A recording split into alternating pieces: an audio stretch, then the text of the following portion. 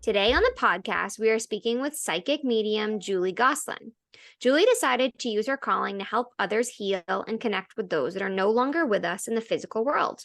She has the unique ability to communicate with loved ones who may have passed to help guide us toward our highest selves and answer questions that may be presenting difficulty in our lives. Welcome to the podcast, Julie. We're so excited to have you today. Thank you, guys. Thank you for having me. Me too. You. So we're going to get started. Why don't you just kind of explain what a psychic medium is and kind of what that means for you in your journey of becoming one? Okay. Good question, because there are psychics and there are mediums, and they are actually two different things. So a psychic is somebody who is able to tune into the energy around them, whether that be a person, place, or thing. And that energy can be of the past, present, or even the future. And a medium is a psychic who also has the ability to tune into a higher level of awareness energetically. So because the spirit world vibrates at a much quicker rate than the physical world, a medium actually becomes a channel between the two worlds, essentially in a medium frequency. So I don't know where to go from there. What was your calling to become a psychic medium? Have you always kind of been drawn to this, or what's your journey of getting here? I have always been drawn to it, I would say. I've only been reading for people I don't know for a little over 2.5 years. If you had asked me how long I've been or I've known that I was a medium, I would give you the same answer. But since I have recognized that I have this gift, I would say that there are a lot of memories from over the years that have basically flooded my mind, and it's kind of allowed me to put the pieces together. And those memories take me back, I would say, to like early childhood. So although I'm not one of the mediums who can say, like the little boy in the Sixth Sense that I see dead people. That definitely That's was what I not feel like most people think of when they think of it, as like this creepy, like villainous idea. Yeah, but it's like so much more than that. Yeah, definitely not my journey in this. It was actually I think my story is really kind of cool, and I think it makes me relatable, and I think that's why I'm able to have such a good, such a strong connection with those I read for. I would say, so back, it was during COVID. I don't know how I received an email about a collective consciousness course, kind of about intuition, and for people who you didn't need to have experience, it said, and just who was basically interested in this stuff. So, it was over COVID, wasn't really doing anything else. I figured, why not? It was on Zoom. So I got myself involved in this class, and I think it was probably 10 minutes into the first session when I actually wanted to throw up. I think all of the other people in the class, there were like 15 other students, and they all, I want to say probably everybody was either a practicing medium or had knowledge of a gift that they had. So we literally went around and introduced ourselves to everybody and explained why we were there. And when it got to me, I was like, "Hi, I'm Julie. I'm in the wrong class." So I had no clue what was going on. So long story short, after a few classes, partner exercises and some photo readings, I finally accepted that there was no hidden camera. I wasn't on punked, and I actually had a gift. So it was pretty cool doing readings for the first time, and they were all very welcoming and just, no problem. Just, we meditated a bit and write down what comes to you. And so I was like, all right, what am I going to do? I just kind of closed my eyes, and as I would say, I was winging it for sure. And, I went over what I had, and the first partner that I read for, she kind of had her head down, and I said everything, and I was like, okay, sorry, like this is, out of left field. And she was like, Julie, that was amazing. And I was like, what?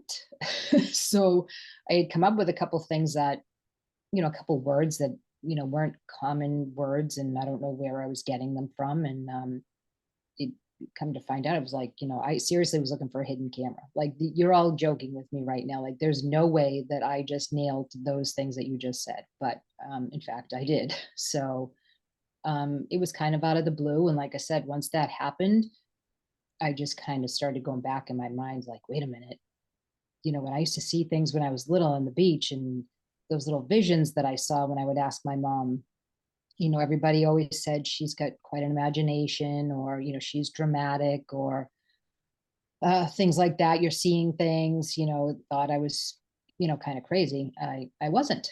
So I think because I didn't see things, like for instance, the Long Island medium, she may say, I see your dad stepping up, behind you. And I'm like, where? I don't see that. I don't see anything, or Mhm. I hear, and I was expecting to hear somebody talking to me like you can hear me speaking to you right now.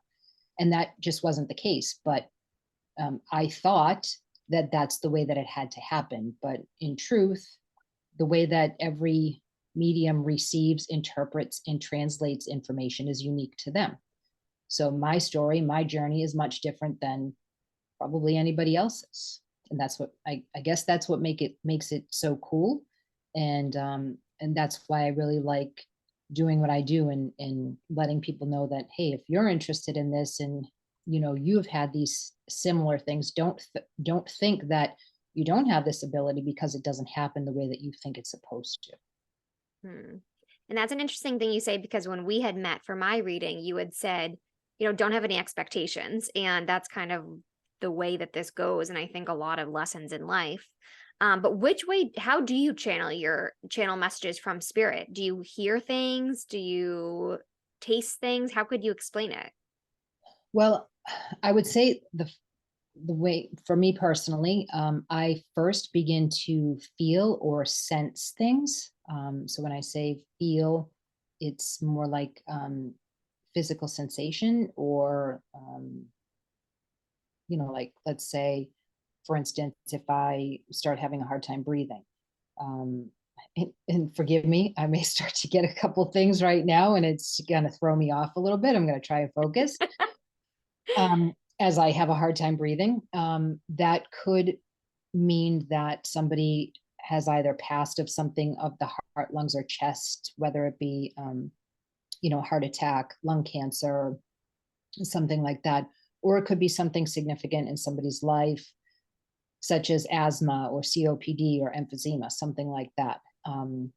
Once I get those initial physical sensations that help validate which soul is stepping forward, then I typically start to get like little downloads of information. So they might be like little fleeting, visions or thoughts. So when I say, I see, it's more like I see a vision. It's actually a memory of mine. So spirit works off of my frame of reference. So it is actually something that I have experienced in the physical world that I may see as a memory, as a movie clips, something, a picture, a place, something like that. And then I could also hear something. Again, that would be a thought. So a thought is placed in my head. And it's most of the time, it's like these just little, I would call them like almost like bullet points, that it happens really quick and I have to try and keep up with it. Hmm. And other times, oddly, I can't explain it. Other times, it's like I can have a flowing conversation with spirit. Um, I don't know why. I can't explain that, like I said. But I could also, I think we have like basically two really strong senses, I would say, and I think they work together. So I would say mine are probably the feeling and sensing. Actually, I probably have three, and the hearing and seeing type of thing. There's also, I mean, these are called clairs. So there's, clairvoyance is clear seeing. Oh, okay. That's where Clear it comes from. audience is clear hearing. Clear salience is feeling. Clear cognizance is a knowing. Sometimes I'll say something and somebody will say, "How do you know that?" And I can't explain it. I just Hmm. know. And then there's clear alience, which is smell, which is not, I'm not so good at that after COVID, but sometimes, I might get a strong, a cigar smell or alcohol or something like that, flowers. Um, so basically, you have all of these senses that you can work with. When somebody passes away, they're not given the ability to be able to communicate. So they have to learn to communicate with a medium and through a medium. And for me, I also learn every time I do a reading. So if it's not in my frame of reference and spirit is trying to get a message across, they'll get me as close as they can with something that I can relate to. And then I do explain to people it is like spirit is giving me pieces, puzzle pieces, and I have to quickly determine what pieces, or more so validation, validating information for you, that I need to present how to do it so that I can figure out what pieces go to your puzzle as opposed to my puzzle or another client that I might have coming up this week, their puzzle. So it is really important, like I said, to keep an open mind and to release any expectation you might have about a reading, because I really do need to work with you and spirit as a team in order to get the message across in the right way. Got it. Go ahead, Amanda. Were you going to say something? No, I was just gonna say that's all so freaking interesting. You're blowing my mind. I also think that that's an interesting little tidbit, the thing about the senses, because I feel like people hear clairvoyant and they just think it's the same exact thing as like a psychic or a medium, or like kind of gets lumped all in under one definition. So that even just alone is super interesting. Oh. Yeah, true. I mean, and I think that, and I'm not even positive. I know that I don't even really know his Tyler. I think it might be Henry. Yeah, yeah. I think they call him clairvoyant, but I believe that, obviously, I'm sure he has other senses that he just focuses. He's strong, strong in that clairvoyance. That's Yeah. why, he likes to focus on that. But I think also it comes down to what spirit is good at, how they communicate and what they're good at, because we really do have to meet in the middle somewhere. And sometimes if somebody has not been on the other side for long, I do believe it takes a good amount of time to learn. So, it's like going into a nail salon and you're sitting there and the person in front of you is asking you a question, maybe Vietnamese person, and she's speaking English, but you can't understand, you're trying so hard and you're like, I don't understand what you're saying.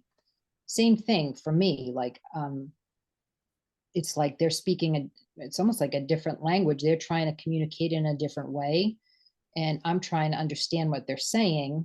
And it's not always, we don't always get it right. So between spirit and myself, it's kind of just this little back and forth and game until until you can validate something. We're like, yes, that's it. That's the message. Yeah. Incredible. So, looking at kind of your background, are there messages that you receive that are kind of common or speak to like a larger community as a whole, or is it pretty individualized? Um, what do you mean by that? Like, I'm thinking of our community right now. Like, our listeners are kind of all female and we all have kind of probably the same core values. Is there anything that like you would probably give to me as a word of advice that you would also give to Amanda and you would also give to other people that listen to us that might not be the exact same person, but we have the same ideology, and we're trying to find our path in life? Or is it really individual from like a spirit to a person? Well, if you're Make talking sense? about, if you're talking about just giving you, kind of advice based on my intuition and what I feel, um, and if you're in a community that's, pretty similar, like you said, I could probably speak to that community in that way. But when you're dealing with spirit, I do think that if I'm reading a group, let's say, just because let's say this, just for instance, I don't read this many people, but say there's 30 people in a room, and I pick someone out in the front row and I'm speaking to them, and you're in the back row and you hear something very similar and you think, oh, that could be, Resonate with me. Uncle Harry or something, Okay. just because I'm speaking to the person in the front row doesn't mean that your loved one is not trying to send you a message as well. I call that piggybacking. So one piece of information can be from more than one soul, and they're trying to get you a message. What it means typically is that the person that's in that front row needs that healing and that one-on-one contact more than you do right now. So, I wish that's something that had always been explained when I've been to mediums before in a group setting, and, I'm in the back, I'm like, oh, why, you got to get there early, you got to get in the front, whatever.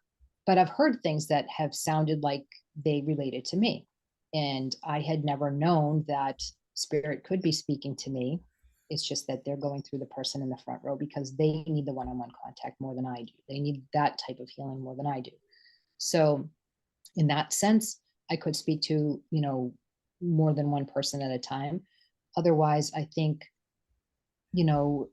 messages are individual for people, but I do see common themes. So spirit most often wants to deliver messages of like peace, comfort, and healing. So it might be, your loved one is safe and at peace on the other side, that they are with family, that they did hear you when you were speaking to them, or they did feel your presence. And do you really get those messages from loved ones? Yes. Wow.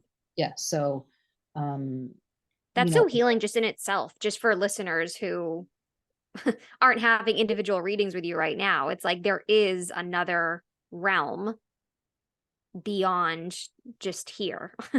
Yeah, 100%. And I think that was such a healing process for me, because I had experienced loss, a lot of loss when I was what I would consider young. And, I looked for that. I needed it. I lost my mom when I was young, and, I kind of went through the stage of, poor me. Why did it happen to me? And everybody kind of goes through this thing like, there is no God, or what, kind of just this feeling like this is cruel, whatever. And I'll admit I did go through that stage. And then I think it was very healing to know it was actually after my brother had passed, my middle child, my son, was saying some things to us after we were looking through photos, and he was saying, oh, Uncle Chris was 12 years old in that picture. And like, I actually had to look at the date on the back and like count on my fingers. And I'm like, how did you know that? I think my son was 7 at the time. And he said, he just told me. And I looked at him like, what? And he was like, well, he didn't just tell me, Mom, I know he's dead, but he told me in my head. And I was like, wait a minute. He's like, my God. and this is a 7-year-old boy. Like, who says that? And this kid's riding dirt bikes, and, he's all boy. And who can put it together? Like, I wouldn't even be able to put it together like that. Like, he didn't just say it out loud. He said it in my head. Like, I was like, that's crazy. And so he had a couple of more experiences that we were like, wow, okay, this is something here that he's experiencing. So I think that was a big step too, in realizing that, he was saying things that there was no way that he would be able to know. And it's like, there's something more out there. There's something bigger than us. And I think that kind of, at that point, really started me thinking, like, how does this work? How do I, I did my best to like learn and research, and, I went to mediums and psychics and all of that.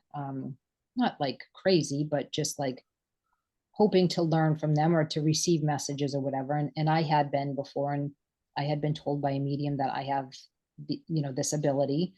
And, she sat there saying, listen, do you hear that? And I'm like, what? Like I'm listening to like a car going by, and I didn't understand how it worked. So so do you think anyone can become a psychic or has the ability? Well, everybody is psychic. Okay. We're all born with intuition. So that's what you need. You can pick up on the energy around you. If you walk into a room, you should be able to tell, like if there is a couple fighting and you walk into the room, immediately when you walk in, like, uh-oh, something's going on Yeah, here. there's some bad energy. Yeah. So you're picking up on the energy. So everybody is born with intuition. So everybody is psychic. Okay. Taking it to the next level, not everybody is a medium. Some psychics just want to stay on that level of psychic, of that energy. Whereas a medium really has to, in my journey, I really had to work at being able to recognize that next level of awareness. I did a lot of meditation, and this is not something, that just, I wake up and I'm like, oh, I'm no Long Island medium. I can't walk out and be like, somebody's talking to me and it's like, bang, I just, zips all sorts of messages out to people. I'm constantly working at this, and, it takes discipline, and it takes, it's like you getting better at anything. You work at it. So I think, in that sense, not everybody wants to put in the effort. I think everybody wants instant gratification, and maybe they try, and if it doesn't happen, or it doesn't happen the way they think that it's supposed to happen, they just stop trying. Do I Absolutely. believe that everybody could do it? If I could do it, my thought is anyone could do it. But, I can't really speak to that. Yeah. Yeah. Do you Okay. feel like children are more like open because they haven't like unlearned their intuition and stuff? 100%. They're not conditioned yet. So Right. children are open to spirit. I just had a grandson. He's like 3 months old now, and he kind of looks around and he'll smile, and he's in the air. And I think you can probably get to the age of, like I don't recall having an imaginary friend. Maybe I did. I'm not sure. But I would say somewhere around 4, 5 years old, 6 years old, somewhere in there. Kids kind of lose it because they become conditioned by society, going to school and parents, you have to behave this way, you have to do this. So all of a sudden they start getting all these sorts of rules that they have to hang on to. And it's not just this free spirit anymore. It's not this, the innocence starts to be taken away. And I think that's where they lose it. And if they're able to, in their mind, kind of stay in that innocence for a longer bit of time, they may experience it longer. I think it's important. I mean, if I had known, I did encourage my son to, tell me what he was experiencing. And I think he pretty much hung on to that, ability until about 9th or 10th grade. And then I think he didn't really let anybody know other than me, because he didn't want anybody to think that he was crazy, or that, we had moved around that time, and he was like, you don't make friends by telling people that you can talk to dead people. So he really just kind of didn't want to go down that road. My other 2 kids, I believe, also have experienced this as well. We did live in a house that was an old rest home that was completely remodeled. It was an old Victorian, and there were people that had passed away in that home, which I didn't know when we first moved in, but it was a lease to own, and we got out, boy. But we all felt energy in that house, and we never were afraid in there, but we were drained. So spirit will, drain your energy to be able to be in existence around you. So Do you think that there is negative energy when you try to communicate with that realm? There's definitely negative energy. Anytime that I do a reading, I, kind of have this preparation, and it's important to, ground yourself and to protect yourself from any negative energies or lower vibrations, or even lost souls who just haven't gone to the light, haven't been able to cross over. Wow. So it definitely can be draining, and it's important to be able to do that. So you start to not, you start to not feel right. If you've kind of gone astray and, you need to ground. But I think for the most part, I do feel well protected. And I think that gets you a lot further when I'm not afraid, because I do feel that I'm protected by the divine and Okay. my loved ones in spirit. So Are there ways that we can, like, say we move into a house and we know that there's spirit in the house and maybe we're getting some negative energy? Are there any tips you have on trying to kind of sway that energy away? um, I would have definitely, like when we lived in that house in that old Victorian, a friend of mine is a granddaughter of an Indian chief. So I had her come over and she kind of went through the house and saged, and she said that there was a lot of energy there, which she was able to move it along that day. But she said, I can't promise they're not going to come back. Hmm. So, So you know, interesting. my my advice would be definitely to sage. I crack a window and I kind of walk around and, um, ask to clear any negative energies, lower vibrations, clear it from the home, the space around. I sage myself. When my kids are getting kind of negative, I'll say, get over here, I'm going to sage you. Mhm. I love They that. I come do in the and they same put their thing. arms Yes. out and they lift their leg up, and I'm like saging them. That's amazing. Crystals, I keep crystals around. And a lot of it is intention. So, I just kind of, lighting a candle, setting intention that, keep the home filled with the energies of light and love, and highest of intentions and energies always. And, kind of remove any negative energies or stale, whatever. Anybody who comes in, I'm kind of like, keep those crystals in the corner. And I ask that when, if we're having a good amount of people over, that, negative energy gets left at the door, if they can pick it up on their way out if they want. Hmm. Love that. And then I usually will sage after an event or something here. Wow. That's a good point too. Like the energy that other people bring into your home Yes. can affect And that. that can happen anywhere. And I didn't even realize, years ago, I remember going out to like the Feast of St. Anthony in Boston, and I literally can go places and have like panic attacks. And it's like, I want to be there. And, like my family's looking at me and they're like, I can't, I start to close in and I can't breathe and I want to get out of there. And everybody's looking at me like I'm a Debbie Downer. And I'm like, I didn't realize that I was taking on all that energy and it was overwhelming to me. And I would get tired and cranky and I just wanted to get out, when really I wanted to have fun.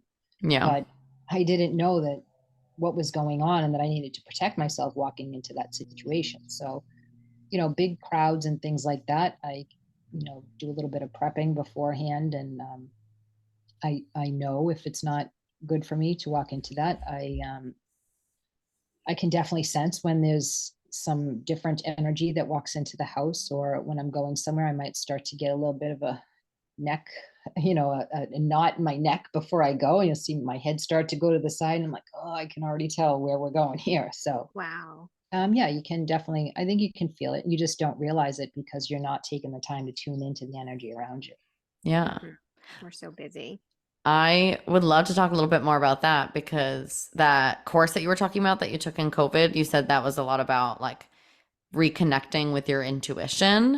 Mhm. And I think if we're talking, connecting with the, spiritual world, or just like trying to be more connected to yourself and your intuition and have those, like gut reactions to people and situations, like I think everyone can benefit from that, right? 100%. Can you Yeah. share a little bit more about like maybe ways to reconnect in with your intuition and find that again? Sure. I mean, I think that, every day I kind of wake up and I listened to your podcast, the last podcast that you did, and with the girl who was talking about skin. Mm. And I heard her saying, you need to go back to go back to your roots. And it made a lot of sense. Even in the spiritual world, you need to go back to your roots. So all of this stuff that's going on external to us um, is what causes fear. And fear is not what we want. It's not what we're here for. We're here to love and have all these high energies. And fear kind of just creates all of this havoc in our life. So again, it's important to go back to your roots. How do you do that? I would say meditation, trying to take that time to find inner stillness. And it is so difficult today to do that because so much of what we do is like fear-based. That, and when I say fear, Yeah. I don't necessarily mean afraid. I mean, there's deadlines, there's schedules, there's Yeah. Anxieties and anxiety and depression and all of these things and worries and finances and children and, am I doing the right thing and all that. And that's all just not external nonsense. I don't know. I think I've mentioned it to you, Caitlin, but that book, The Power of Now, I really found that helpful in order to think about what I carry around with me from the past that's not necessary and what's holding me back. Because I do think a lot of what we carry from our past does hold us back. And I think I think I put it in my bio on my Instagram. I kind of put like how where I am. I'm figuring this stuff out at 50-ish. It took me a long time to figure this out, but I, after releasing what no longer served me, I have these relationships with people who don't make me feel good about myself. Why am I doing that? Why am I forcing that? Nobody says that I have to do it. Just because they're family doesn't mean I have to allow people to do that to me. mm-hmm. If you start to release what no longer serves you or what's holding you back, it's amazing how your life can change. So that's one thing. Take a look at your life. Remember, who you are. What is it that makes you happy? And if you're keeping things in your life that are not making you happy or not, you know, positive things, it might be time to release them. Going out into nature, I think that's a big thing. Like I said, I get up at 4 o'clock in the morning and my husband and I go to the beach for a walk. And if I don't do that, I feel like something's missing. My day Mhm. is off. And I think So that's such a simple thing that I really think everyone in the world needs to start to implement. I Yeah. mean, we have a lot of friends that live in the city and everything like that. And it's like, I just this year have really, since having the baby, have tuned in with the idea of like, I need to get outside. If I don't get outside, and then there's this thing of noise pollution. I even get outside and I live in a suburban town, and it's like I'm like driving myself crazy because all I do is hear cars and everything. And it's like, I found such healing this year in just going into like the woods, and Mhm. just holding my baby and walking around the woods and hearing the birds and not Right. having my phone with me, for 20 minutes. It doesn't have to be forever, but that No, is so healing and I think so underrated. Mm-hmm. yeah, it's definitely huge. I could never. I have two. My daughter, in fact, is moving into Fenway in a week or two, and my oldest son he loves the city, and my middle boy, the one that was connected there, he didn't want anything to do with the city. It's like I can't go in there. I legit could not handle listening to that and having all of those people. It's like kind of going into the mall on Christmas Eve. I stress out. I'm like, I gotta get out of here. I can't do it. Yeah, quiet is good. Stillness is good. So I think even just practicing that, um, I used to do meditations, and I'm a Gemini, so I'm always thinking and talking and thinking and talking.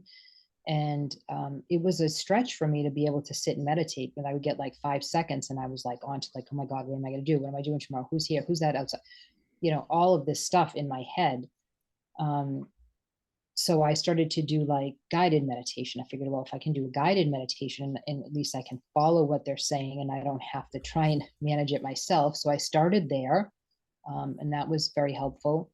And then I kind of started to move towards not focusing on anything, just trying to keep it with nothing in my head. And Mm. it's crazy because we know that's a very difficult thing to do, is to just remove all thought from your head. But it takes discipline, but it can be done. And if you practice it, you can get better. And that's in that stillness, you find power. And I think that really allows you to fully connect to yourself and to your roots, and um, just kind of realizing, I always told my kids there's a difference between what you want and what you need. And the sooner you figure that out, the happier you'll be. And I think that's true. I mean, there's so many things that we just don't need. And what we need, we have. And it's all internal, it's not external. And I think that's a big misconception, is that we think that all of these things are going to make us happy, when they're not. Mm. They find happiness within. Mic drop. Preach. Seriously.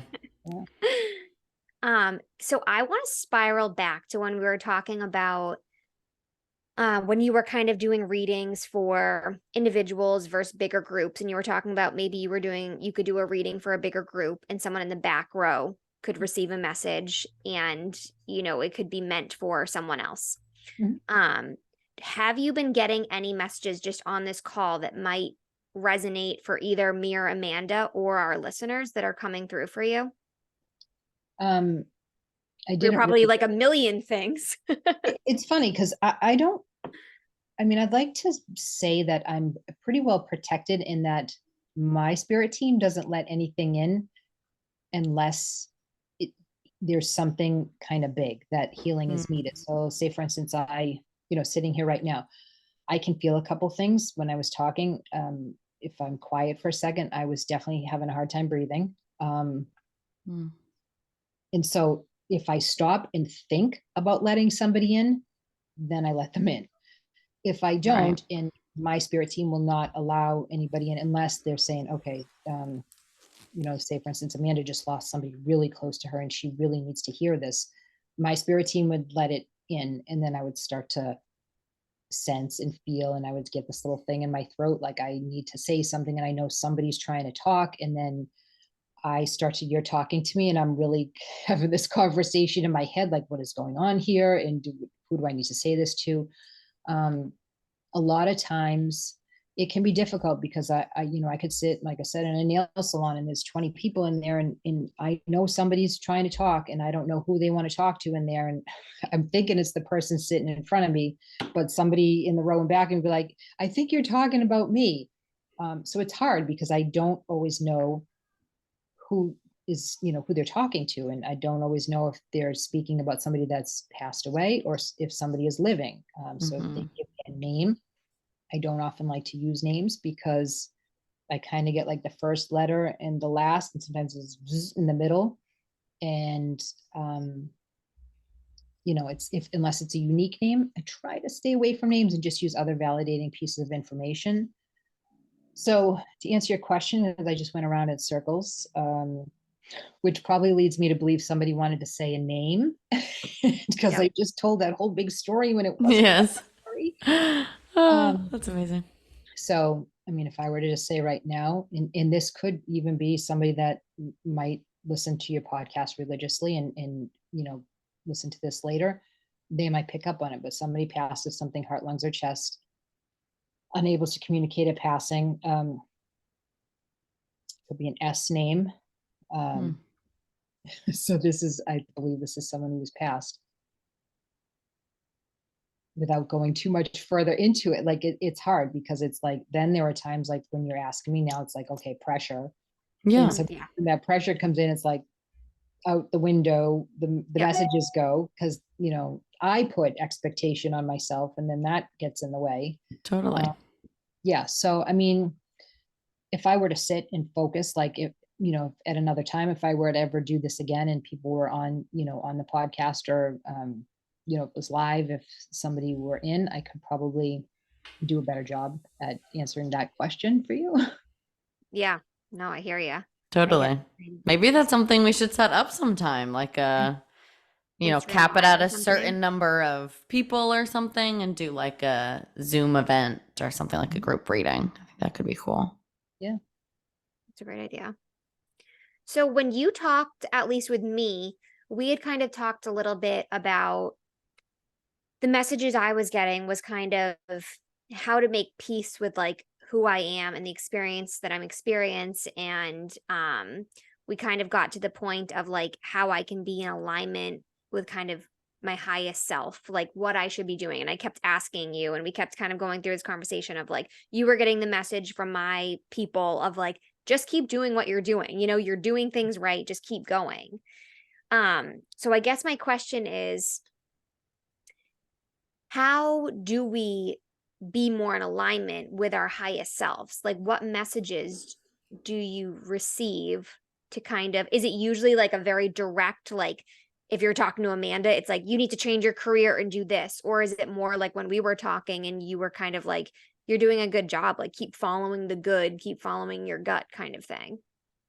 Well, it's definitely easy to say because spirit is they are here to support you and guide you. So they can't make decisions for you and they can't steer you away from anything. There is free will. So whatever you are doing, spirit is there to support you in that. Now, is it possible that there are I mean I have gotten messages before without even knowing. I don't do psychic readings per se, but I have picked up on things before they've happened. I'm not a big fan of that because they've both been uh, related to passings, and that kind of freaks me out because then I have this information, and at the time I didn't know. I knew after the fact that the messages that I were getting were related to somebody that was going to pass within, a short period of time after I had gotten the message, but I don't know what to do with that. So spirit is, usually pretty good about just supporting what it is that you're doing. For me, spirit, for instance, with you, Caitlin, just leading me to ask you the question, because basically the answers, you have the answers, they're within. And so they're not found in the external. You don't need me to tell you what you know to be right for you. So if you're finding, if you find passion in doing what it is that you're doing and helping people in this way, well, then you're on the right track. Keep going. If you're not happy doing what you're doing, then something's wrong. Your intuition is telling you, I'm not happy. I'm anxious. I'm depressed. I get uptight. I feel like, everything's closing in on me. I'm having a hard time breathing. That means something's not right. And that's your intuition telling you that. So if you feel good about something and you're light and happy and you're motivated to continue doing it, then you're on the right path. And that's what spirit wants you to know. I love that. I feel like that's so healing for people. Like I'm assuming it will be for people. It's healing for me to hear that like kind of takes the pressure off a little bit, right? Yeah, and it's so simple. It's so simple, and everybody, and I myself, I want somebody to give me the answer. Like I had right, of course, a situation a couple of weeks ago, and I wasn't comfortable with it, and I would just want somebody to tell me, excuse me, the answer. I want somebody to fix it for me. I don't want to just try and figure it out myself or rationalize it in my head. I want somebody to say, yes, this is exactly it, because we do look for that validation elsewhere. And that's fear-based. And that's a constant struggle for us to shut that down and just focus on what we know, because what we know is, it's all good energy and we need to follow that. So it's definitely a tough thing to find that, but it is so simple. Like, again, if you're doing something and you come, go to work and you come home and you're like, oh, and you're tired and you don't want to go out and you're grumpy and snapping at people, something probably needs to change. If it's not, you can't change your work, you can't whatever, then maybe there's something that you can change, about your day. Do you go out for a walk? Do you, change something? Do you practice gratitude? Because these are the things that, as they say with manifesting things, start your day with gratitude every day. Be great. I tell my kids all the time, stop focusing on what it is that you don't like and think about what it is that you do have good. And more things will come to you. Doors open when you are grateful for what you have. When you focus on things that you don't have, then there's always going to be lack. That's wherever right. That is in your life. Yeah.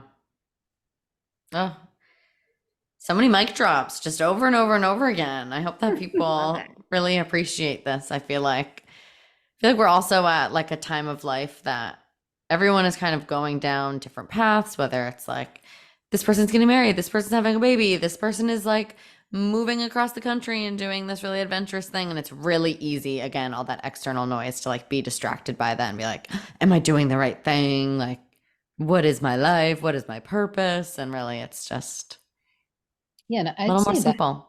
I'm I'm so glad that I didn't grow up with social media. And I honestly feel bad for my kids because I just think that there's so much with that. And, So you know, much. I'm not on social media a lot. You can probably tell I need help posting things because I don't know how to do it. In I'm not sad about it because when you get onto social Yeah. media, there's this expectation and you have to keep up with somebody, and people are posting what they want you to see. That's not always real life. Yeah. There's, not everything is rainbows and butterflies, like a lot of even the readings that I do, like when I do it in a group and there are other mediums there, they seem to pick up on the rainbows and butterfly things. And the grandparents who passed in their 90s and peaceful and had a great long life and everything was wonderful. And I'm over here thinking, what? Nope, not me. I have the tragedy. You have Yeah. suicides and stuff. Why are these people coming to me to get the message across? And it's kind of a joke in in this group that Julie gets all of the ones that are difficult to deal with. And perhaps it's because I have, experienced tragedy and I have a connection with that. And, maybe I can help people through that better than, other people. But I've also had a lot with people who have gone to mediums and not been able to connect with the person that they wanted to connect with.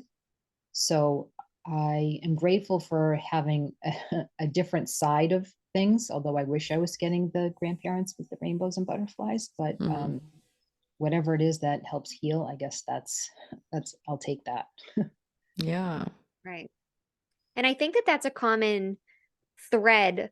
I mean, I'll speak for myself, is like, I feel like other people gravitate towards like the pretty things, or I look at other people's lives and I feel like they're getting all of the things that like you should be getting, or they're moving up the ladder in a certain way. And I'm looking and I'm like, wow, you're really checking off all the boxes. Your life is so pretty. And like in my head, of course it's not, but I'm like, it's easy, like you're just going through the motions. And I'm over here like climbing the ladder trying to like get each foot off the ground, and sometimes it feels really hard, but it's like I was built to have this journey and you were built to have that journey, and it's like I think we all start somewhere different too, and like I can handle hard things because I've been through hard things, and Right. other people have been through different things, different types of experiences. And I think that sometimes we don't see that or talk about that enough either, of like we're dealt what we can handle, and there's a reason Mhm. for that.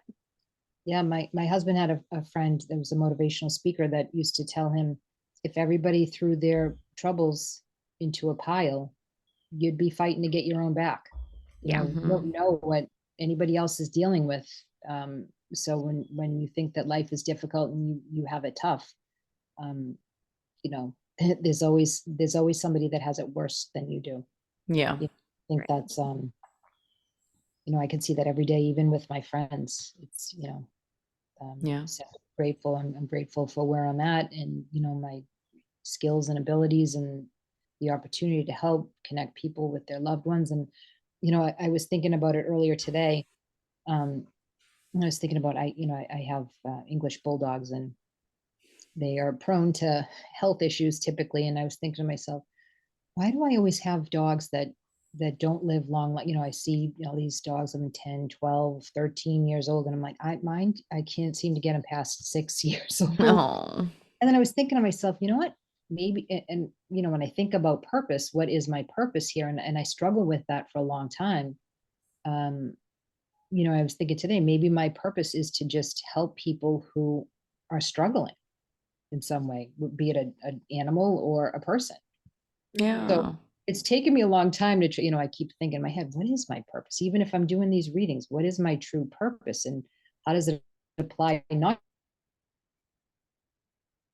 you know, my, growing up, there were struggles in my house, and I was there to help through that. And the dogs that I have haven't been in the best of health and they've struggled, and I've helped with that. And people who are trying to connect to their loved ones that are having a difficult time healing, I've been able to help with that. So I think might have found my purpose. I think you did. I think you did. So, I think you yeah, did. it's, but hey, I probably got a good 20 years on you guys. And, if I could have done this 20 years ago, I would have been real happy. So, slow it. My advice to you would be, slow it down. and take a look around and see what actually makes you happy, and who cares what the person next to you is doing, you know, or what they think about what you're doing. what they think. Yes, as they say, what other people think about you is not your business. It's true, you know. I always tell my kids, when they say, oh, so and so, whatever, I'm like, get off of social media, delete it, don't even pay attention to it. You know, I have it now because it's helpful, you know, business wise. But I'm not speaking for you guys, like I'm saying like kids, but still, even in your head, if you see things, you know, are posting things that, oh, they look happy. They're, you know, I say to myself, oh my God, does that person ever work? They're on vacation, like Yes, more than anything, you know? especially right now, we're in the thick of that. Like, why is everyone in Europe? Why aren't I we? mean, yeah, crazy. And I'm like, and how do you get there? Like, how do you afford, like, and I'm not even saying from social media, like I have friends that go on vacation. I'm like, seriously, like you've been on vacation like 4 times this year. I know people that have been on vacation more in the past 2 years than I have my entire life. And I'm like, you know, what are you doing to get, like, your kids going to college? Like, what's going on, you know? So it, you know, it takes a little bit to just remove that and to just really not care. And like I said, that's all releasing what doesn't serve you. It's not my thing to worry about what other people are doing, what they think about me, you know, and that took a long time too. You know, some of it can be painful, letting go, you know, some family, some friends that you thought would always be there. And you do truly learn when you advance in your journey. I think people fall away. And if they're not on the same vibration as you, and they, you know, are at a lower level than you, they're going to fall away. And it can be sad, but they're not, and I don't mean to say this in a bad way, they're not serving you anymore. You're here to be the highest and best version of you. And you need to continue looking for people who inspire and make you a better person. Yeah, no, exactly. And I think that can be so scary. But it's so necessary. And I feel like that was kind of happening in my 20s. And now that we're in our 30s, I'm like, I'm feeling good, you know, like it it's okay to kind of like snowballs. shed the shit a little bit and just let it go if it's not serving you, like you said. Whew.